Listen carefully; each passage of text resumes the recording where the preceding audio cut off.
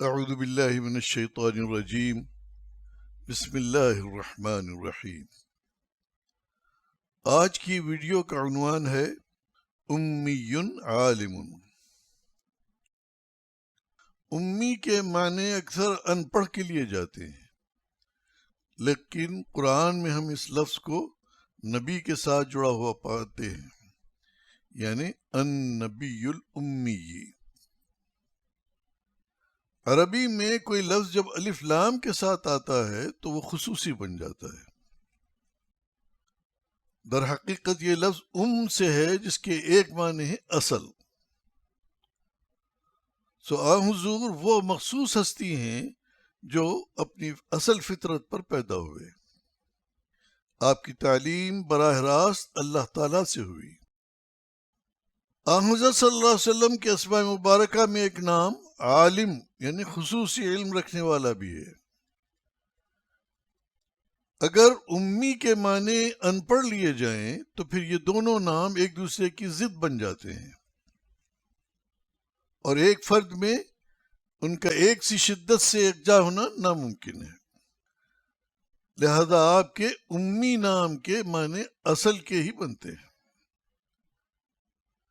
بعض کہتے ہیں کہ یہ لفظ ام القریٰ سے ہے، یعنی مکہ والے۔ اللہ تعالیٰ قرآن مجید میں فرماتا ہے فَآمِنُوا بِاللَّهِ وَرَسُولِهِ النَّبِيِّ الْأُمِّيِّ۔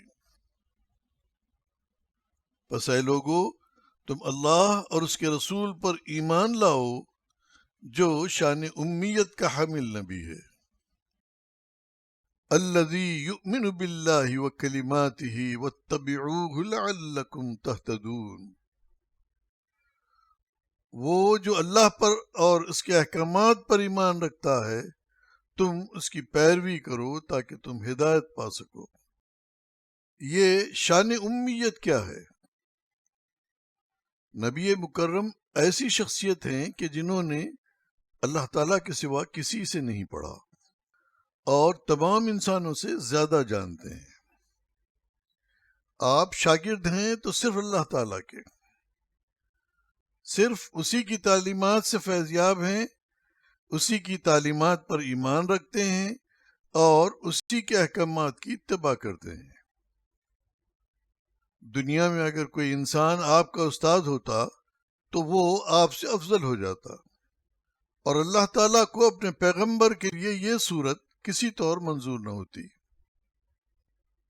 کیا شان ہے اس کی کہ جو امی لقبی ہے، وہ میرا نبی میرا نبی میرا نبی ہے۔ کسی بات کو اس کی حقیقت کے حوالے سے جان لینے کا نام علم ہے۔ علم ایک نہایت وسیع سمندر ہے۔ کوئی شخص کامل علم حاصل کرنے کا دعویٰ نہیں کر سکتا۔ اظہار لا علمی ہی علم کی پہچان ہے۔ ارباب علم و دانش کا قول ہے کہ اس نادان سے بچو جو اپنے آپ کو دانا سمجھتا ہے۔ تاہم علم کا طالب جب مناسب مقدار میں کچھ جان لے تو اسے عالم ضرور کہا جا سکتا ہے۔ رسول اللہ صلی اللہ علیہ وسلم کو غار حرا میں دیا گیا پہلا سبق علم ہی سے متعلق تھا۔ گویا اسلام میں پہلا طالب علم ہونے کا شرف محمد مصطفیٰ صلی اللہ علیہ وسلم کو نصیب ہوا، اور آپ کے استاد خود خالق کائنات ٹھہرے۔ یہاں یہ بات ذہن نشین رکھنی ہوگی کہ علم نبوت کا مرتبہ ساری کائنات کے مراتب علم سے ارفع ہوتا ہے۔ اس کے اوپر مرتبہ علم الوہیت یعنی اللہ تعالیٰ کا علم ہے، جس کا خاکہ بھی ذہن انسانی میں آنا محال ہے۔ ارشاد خداوندی ہے وَمَا أُوتِيتُم مِّنَ الْعِلْمِ إِلَّا قَلِيلًا، اور اے پیغمبر تمہیں بہت ہی تھوڑا سا علم دیا گیا ہے۔ لہذا یہ بات سمجھ میں آتی ہے کہ معلوم الہی اور معلوم نبی برابر نہیں ہو سکتے۔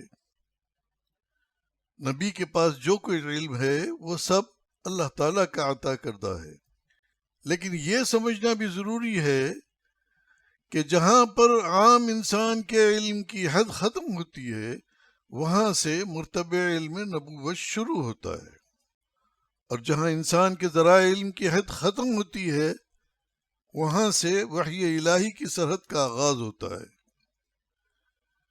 ایسا علم اللہ کی عطا ہے، یہ عطا صرف اس کے نبیوں اور رسولوں کے لیے مخصوص ہے۔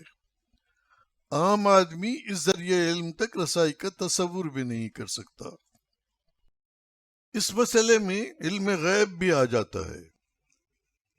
غیب مطلق تو اللہ کے سوا کسی کے پاس نہیں، بلکہ کوئی چیز اس سے غیب ہے ہی نہیں۔ البتہ غیب جزئی پیغمبروں کو عطا ہوتا ہے۔ ایک علم غیب ہر مسلمان کو بھی ملا جو رسول اللہ صلی اللہ علیہ وسلم کے توسط سے حاصل ہوا، جیسے اللہ، اس کے فرشتے، آسمانی کتابیں، پیغمبر، روز قیامت، جنت اور جہنم۔ ایسا علم غیب تو پورے یقین کے ساتھ ہر مسلمان کو ہونا بھی چاہیے، ورنہ وہ مسلمان کب کہلائے گا؟ ایک غیب ہے جو غیب اضافی کہلاتا ہے۔ یہ ایسا غیب ہے جو کسی ایک انسان کے لحاظ سے تو غیب ہو لیکن دوسرے کے لحاظ سے نہ ہو۔ جیسے آسٹریلیا کے شمال مشرق میں ایک چھوٹا سا ملک نارو ہے جس کی کل آبادی تقریباً 10-11 ہزار ہے۔ یہ جگہ عام لوگوں کے لیے تو غیب ہی کہلائے گی، لیکن وہ لوگ جو وہاں رہتے ہیں ان کے لیے غیب نہیں ہوگی۔ یاد رہے کہ وحی الہی کا دروازہ نبی آخر الزماں محمد صلی اللہ علیہ وسلم کے ساتھ ہمیشہ ہمیشہ کے لیے بند ہو گیا، اور قیامت تک یہ دروازہ کسی پر نہیں کھلے گا۔ اب ہمیشہ کے لیے علم و عرفان کا نور رحمت عالم صلی اللہ علیہ وسلم کے اسوہ حسنہ سے ہی لیا جائے گا۔ رسول اکرم کے قول اور فعل کی خبر حدیث اور ان کا مجموعہ ہے۔